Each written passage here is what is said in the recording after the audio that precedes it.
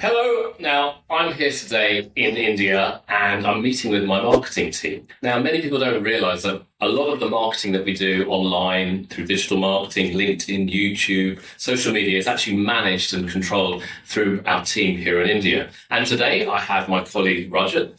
Hi, Rajat. Thanks for having me. Lovely to see you. And Rajat is now really involved in the content writing side of things. So how are you doing firstly today? Good to see you here. Yeah, no. So tell us, Rajat, what do you get up to on a day-to-day basis? So, like every day is a challenge basically. So we do have a content strategy that we follow, but no 2 days are alike. Certainly working with me. Never see that. Like, yeah, I'm great. To your credit. Yeah. But currently, my work ranges from taking care of the written content from the website, and also every now and then for socials. I take care largely of long form content that could have articles, blogs, maybe research reports and playbook and guides. Yeah. Could also have a short form content, landing pages, website content. Newsletter, as you know, is a big part of what we do here at Setup. So the Unstoppable newsletter that we do. So a weekly newsletter, that's basically stuff I do. We also do a bunch of other stuff parallelly, we're doing an article, there's another video going it. So we have a dedicated video person who edits and shoots it. You are active, everyone sees your face on video. So that's there. We also post consistently on social media. So that's another element. And so it's an entire connected chain of hub and spoke sort of a model where one thing takes center and then the other things just follow. Absolutely. So if I looked at it, I might have an idea, okay, then I'll explain it to yourself and other team members. This is the idea we're trying to create. And then you kind of focus on the written content side of things. So for the benefit of anyone watching this video, how do you go about researching, say, a long form piece of content? What would you do? What's your approach? It actually starts with the insights and the foresight that comes from you. So I have the basic principle that I'm going to write about. The research obviously is mostly online. If I'm writing an accounting piece, I'll look up for a lot of sources such as Accounting Today or websites, the big four publications that come out. So all the research reports, that's a big part of it. SEO again is a huge part of it. The target audience that watches us, and that brings us to keyword placements and the kind of words we want to write and the language we want to write, the narrative we want to bring to people. So all that kind of just encapsulates my research process. Sure. That's how I go about writing. I think it all starts from an idea that comes from you, and then we just build on it. More problems that we can solve, more stuff, more insights that we can bring to our readers. If it's stat based, more fact based, that's even better because we have the larger audience that we have is business readers, so they're more interested on the practical side of things. What's more actionable for them than just theory. So we always focus on having action tips or actionable takeaways. So on that note, we're obviously in the age of AI, okay? You can write an article using ChatGPT in 10 seconds, okay? Right. So why is content so important in this kind of time? I think it's becoming more of a rat race with AI, honestly, but I think it calls on for content writers to actually become something that I alluded at a Samira global event in Mumbai.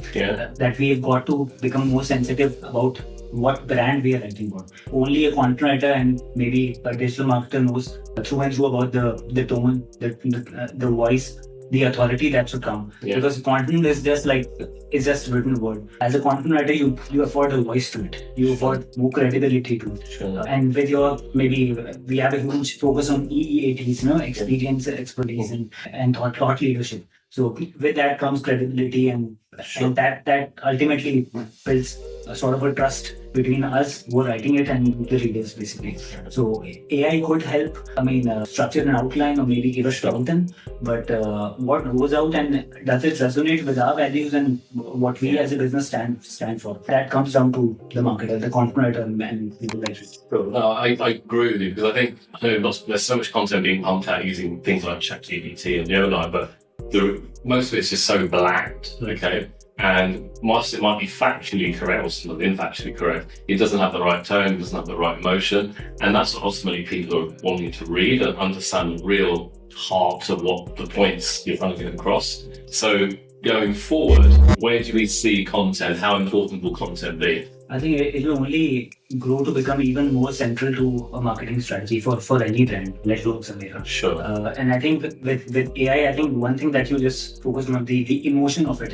I think what's going to take precedence is is having your own brand name ahead, and also having tangible stories where I'm not speaking about like success stories and just cooking up case studies for readers benefit. Actually, your own experiences, what you're speaking with people, your opinion, and how you build that and how that translates into your own business. I think that's going to help you stand out from the crowd, what others, because it's easy to just kind of just plagiarize what AI is doing, but how you're making it distinctly yours is going to come from that story element again. And experience and everything, and that's we build it. Okay.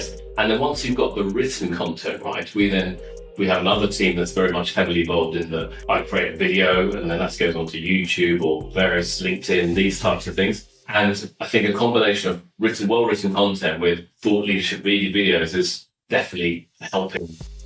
I know that for sure. Okay, so now you're based here in India, okay? It's just me and Chris who's in the UK, and the rest of the marketing team are here in India. How does that work? I think having a clear communication is not bound by like sitting anywhere in the world.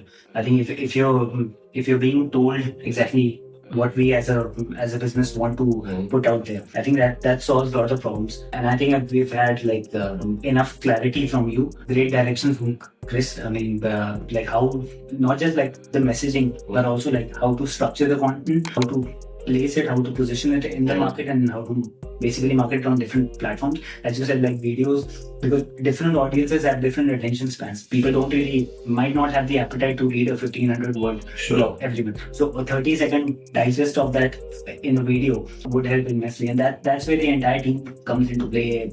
You guys come into play. And I don't think geography has ever been a barrier for us, at least at Samira, from day one actually. Yeah, I agree with you, and I think... And plus we see you enough.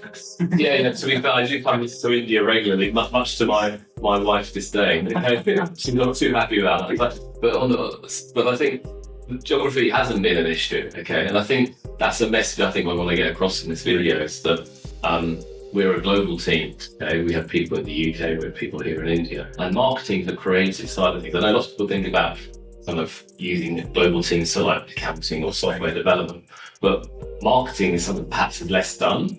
And in my mind, from our experience, was it hard initially? Yeah, it was a little bit challenging initially to figure it out and understand. But then when you build the right team, as you said, geography is really not a problem, okay? And we work well together, we meet each other regularly, and it's working very, very well. So thank you for sharing today, Rajat, okay, your thoughts and experience. Any last points you want to highlight? No, I think we're on the right track, and I think where we're headed, there's a potential white space that we can penetrate. So I think fingers crossed. Absolutely. Thank you. Nice to see you.